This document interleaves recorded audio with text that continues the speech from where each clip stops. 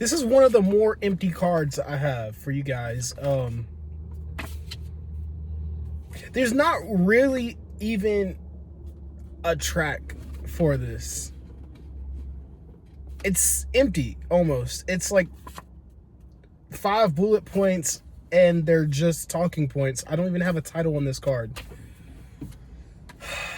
And what I had in mind when I made this card was just a thought of the summer. And it's obviously December. It's winter break right now. I think it's like December the 21st right now or something when I'm making this video. So whenever you guys see it, just know that it's December.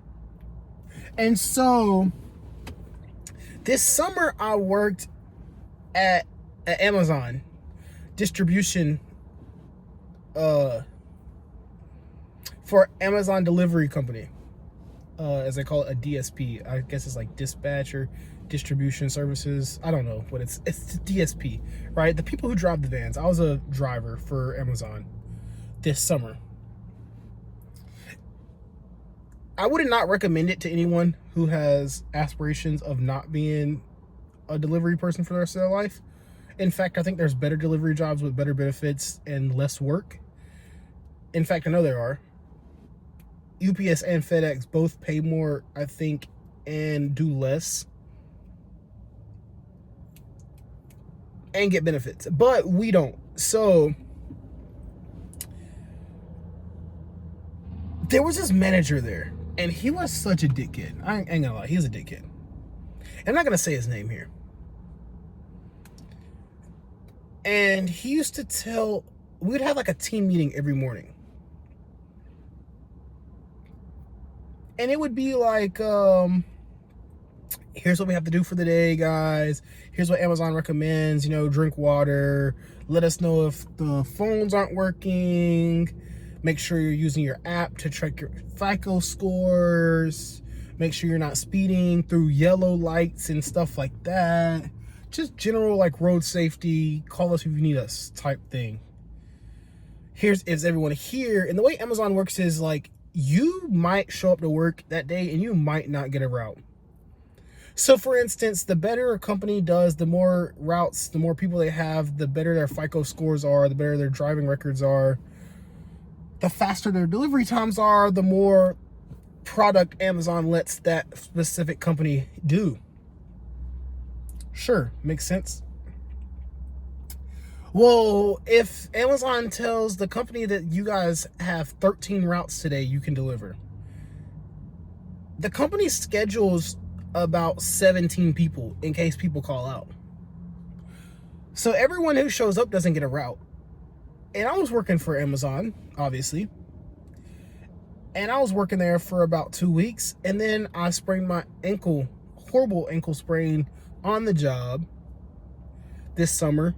Hot as balls outside, ripping and running the doors, and I have like 15 more stops left in a neighborhood. And for anyone who knows how delivering works, if you have 15 stops left, that's like an hour worth of work. And if you're in a neighborhood, you might be able to knock that out in 30, 45 minutes.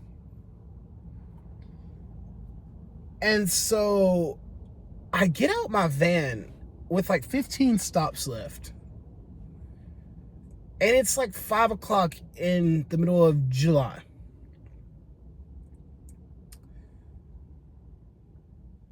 And I step on the concrete outside of the van. When you step out of the van, you don't look down at your feet. Like, you kind of like look out and around, right? You hold on to the thing, you look out, you step out. I stepped out the van with the package, and I stepped in a part of the concrete where the asphalt meets the concrete railing on the curb on the road. Well, it was uneven, and so I stepped on it and twisted my ankle, immediately fell to the ground, thought I broke my ankle. It hurt so bad, immense shooting pain up my leg, through my ankle. I got lightheaded from the pain. I felt my blood pressure like drop. I was like, oh Lord, right? I genuinely felt like I was gonna die. And the interesting thing is, the customer was home. It's like 5 o'clock in the afternoon on summer. The customer's home, and they see me get out the, obviously they see me get out the van and fall. And he comes over and runs. He's like, hey, are you okay? You okay? You okay? Blah, blah, blah. Are you okay? I saw you fall. Do I need to call anyone? I was like, no, I'm good. I'm lightheaded right now. I literally remember me falling, me looking at the sky, closing my eyes, and like falling asleep for like a minute. And then I wake up to, hey, you okay? You okay? You okay? I was like, yeah, I'm good. I'm good. Right? After like 30 seconds of him trying to console me for literally me almost dying in his front yard, he was like, hey, well, can I get my package though? I was like, yeah. So I crawl over to the package. I have the little scanner, scan his package, hand him the package. And he's like, do I need to get you anything from inside? Do you want a Gatorade or electrolyte? I was like, sure, yeah, I'll take that. He goes out and gets me like a lawn chair and a Gatorade. And I just sit there for a second in his front yard. And eventually get up, finish my route, and then go home. And then it gets told I can't come to work for like the next 2 weeks because I have an ankle sprain. And eventually I came back and started getting routes way too difficult for me to do, like 175 stops, and it was just something else. So I eventually stopped working at Amazon because I'm like, this is bullshit, right? But we had a boss, a manager, and he would tell us one time, from time to time, the plane's gonna take off without you. Dang, my hair's getting long. Well, he would tell us the plane is gonna take off without you. If you were late, he would tell us the plane's gonna take off without you.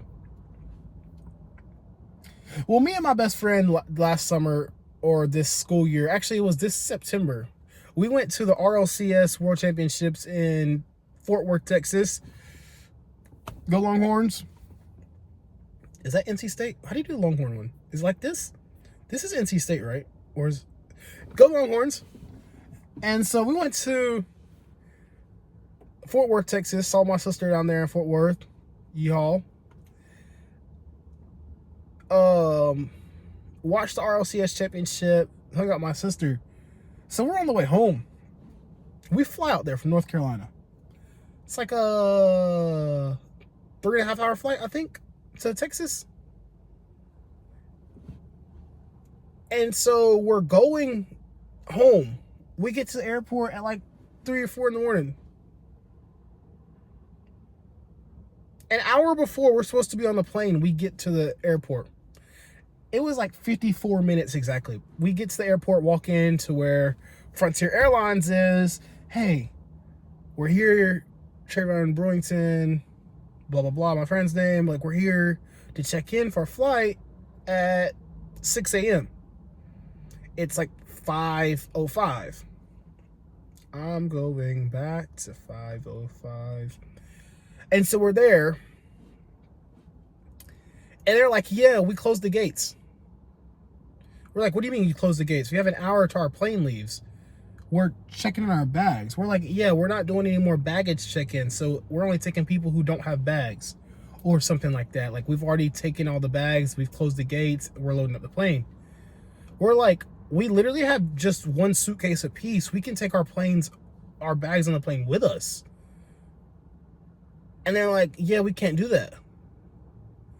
We're like, well, we have an hour. Can no one take our bags to the plane? They're like, yeah, baggage check. We just ended bag check-in like 10 minutes ago. We're like, what do you mean you just ended bag check-in 10 minutes ago? The plane doesn't take off for another 55 minutes. And we're like, our app on our phone says we're checked in, but apparently we didn't check our bags in. Ultimately, the plane took off without us because we had to go buy a new plane ticket later that day from Fort Worth to Atlanta to Raleigh, Durham International to go home.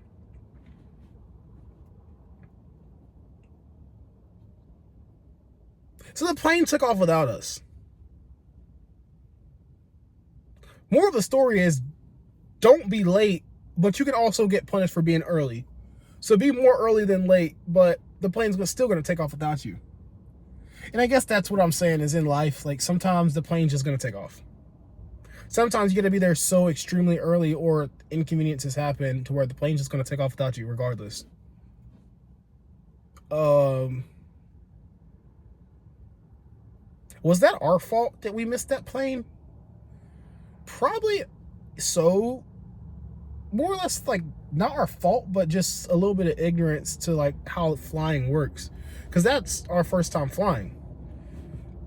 We were checked into the flight. Our bags weren't checked into the flight. We didn't know that that's like a separate process. We kind of just show up and we're like, hey, we're here. So the plane took off without us. So, you know, the dude was right at Amazon. The plane's going to take off without you. And I think that was his way of giving us a motivational speech, like, don't be late in life because life's not going to wait for you. Which obviously it was. But at the same time, the plane didn't have to take off without us.